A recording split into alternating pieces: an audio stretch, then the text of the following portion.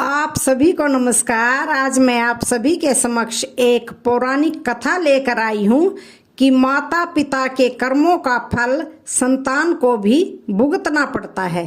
तो श्रवण करते हैं। सुनिधा मृत्यु देवता यमराज की पुत्री थी। माता पिता के लाड प्यार में वह उदंड हो गई थी। वह देखती थी कि उसके पिता पापियों को दंड देते रहते थे। वह पाप और पुण्य का अंतर नहीं समझती थी, इसलिए खेल खेल में किसी के अच्छे कार्य में बाधा डालती और किसी को अकारण मारने लग जाती। ऐसे उदंडतापूर्ण कार्य करके वह बहुत खुश होती थी। एक दिन सुनिधा एक गंधर्व कुमार को, जो अपनी आराधना में योग मुद्रा में बैठा था, अकारण ही उसको कोड़े मारने लगी। गंधर्व कुमार पीड़ा से छटपटाने लगा तो वह खुशी से उछल पड़ी। वह उसे खेल समझती। इस प्रकार की अपनी करतूतें वह अपने पिता को बताती।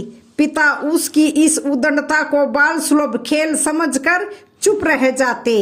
न तो सुनिधा को ऐसा करने से रोकते और न ही उसको समझाते। बहुत दिनों तक ऐसा चलता रहा। एक दिन फिर उस गंधर्व कुमार को, जब वह पूजा पाठ कर रहा था, सुनिधा ने मारना शुरू कर दिया। जब असहनीय हो गया तो उसने क्रोध से उसको श्राप दे दिया कि तू धर्मराज की बेटी है, तेरा विवाह एक ऋषि पुत्र से होगा, तेरी एक योग्य संतान भी होगी, पर तेरे इन दुष्ट कर्मों का अंश उसमें व्यापत रहेगा। सुनिधा ने यह बात भी अपने पिता को बताई। अब धर्मराज को लगा कि उन्होंने बहुत बड़ी भूल कर दी। संतान की आदत और स्वभाव पर ध्यान न देकर उसे भले बुरे का ज्ञान नहीं दिया। फलस्वरूप उसे श्राप मिला, पर अब तो समय हाथ से निकल चुका था। तब वे बेटी से बोले, बेटी, निर्दोष तपस्वी को पीट कर तुमने अच्छा काम नहीं किया है।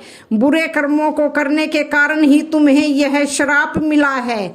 अब भी संभल जाओ और अच्छे काम की ओर मन को लगाओ।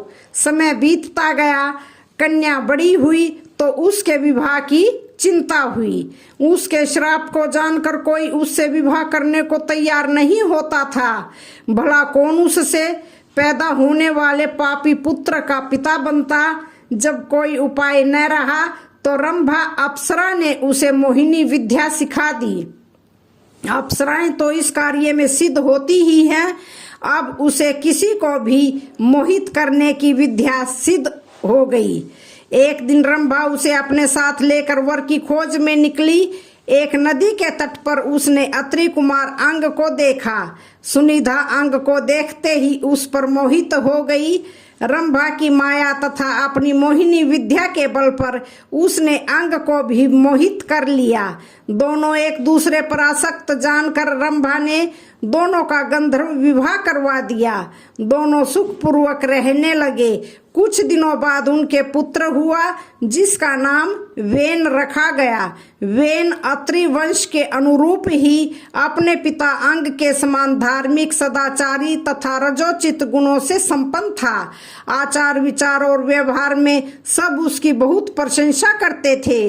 अच्छे कुल में उत्पन्न होने के सभी लक्षण उसमें दिखते थे, पर माँ के एक दुर्गुण के कारण, जिसके कारण वह शापित हुई थी, धीरे धीरे वेन में भी वे दुर्गुण प्रकट होने लगे। कुछ नास्तिकों तथा दुष्टों की संगति में वह नास्तिक भी हो गया। ईश्वर, वेद, पुराण, शास्त्र आदि उसे झूठे लगने लगे। यज्ञ, संध्या आदि को वह पाखंड समझने लगा। वह वयस्क हो चुका था। अपने माता पिता का कहना अब वह नहीं मानता था। राजकाज में उसका हस्तक्षेप इतना बढ़ गया कि पिता अंग असहाय हो गए। राजा तो अंग थे, पर आज्ञा वेन की चलती थी। सुनिधा समझ रही थी कि उसके संस्कारों का परिणाम श्रापग्रस्त इस पुत्र में उतर आया है। उसके हठ तथा उदंडता पर किसी का वश नहीं था, सब विवश थे। वेन के इन कर्मों से प्रजा दुखी रहने लगी। महाराज अंग को अपयश मिलने लगा। जब हर तरह से वेन को समझाकर हार गए तो अपयश से बचने के लिए एक दिन निराश होकर अंग ने चुपके से ही घर त्याग दिया। राजा के बिना राजकता और बढ़ी। ऋषियों ने अंग पुत्र वेन को राजा बनाया और समझाया, तुम्हारे दुष्कर्मों से दुखी होकर तुम्हारे पिता ने राज्य त्याग दिया।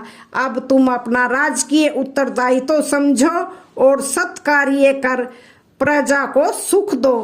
पर वेन राजा बनकर और भी प्रमत्त तथा अहंकारी हो गया। बोला, आप लोग मुझे ज्ञान मत दीजिए, मैं स्वयं बहुत बड़ा ज्ञानी हूँ। ईश्वर, धर्म, शास्त्र आदि सब मेरे आदेश से स्थापित होंगे। मेरी ही आज्ञा धर्म होगा, शास्त्र वचन होगा।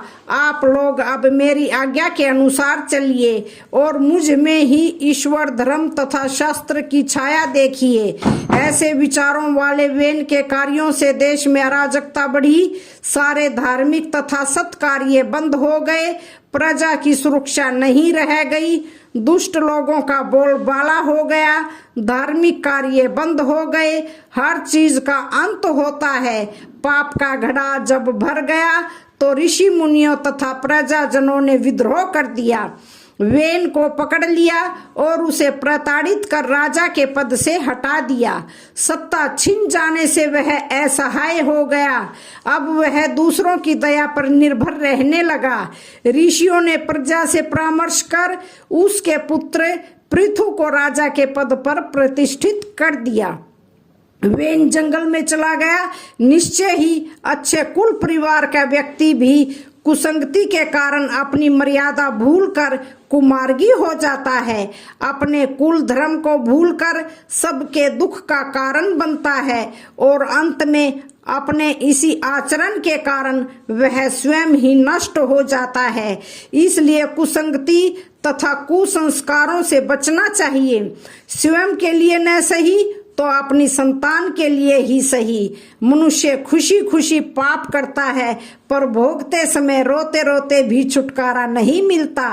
कर्मकर्ता का अनुसरण करता है जो पाप बांटते समय किसी की नहीं सुनता तो भोगते समय भी कोई उसकी नहीं सुनता।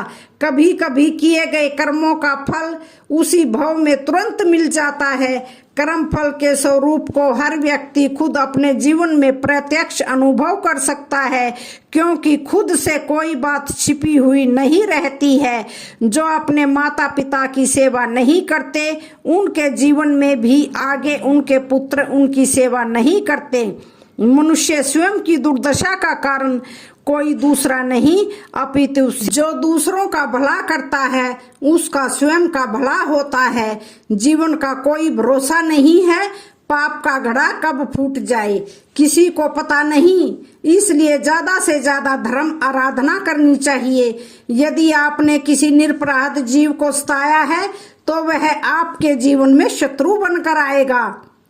इसलिए जीवन में कभी किसी का बुरा नहीं करें, क्योंकि प्रकृति का नियम है कि आप जो भी करोगे उसे वह आपको इस जन्म या अगले जन्म में वह 100 गुना करके देगी। यदि आपने किसी को 1 रुपया दिया है तो समझो आपके खाते में 100 रुपए जमा हो गए हैं।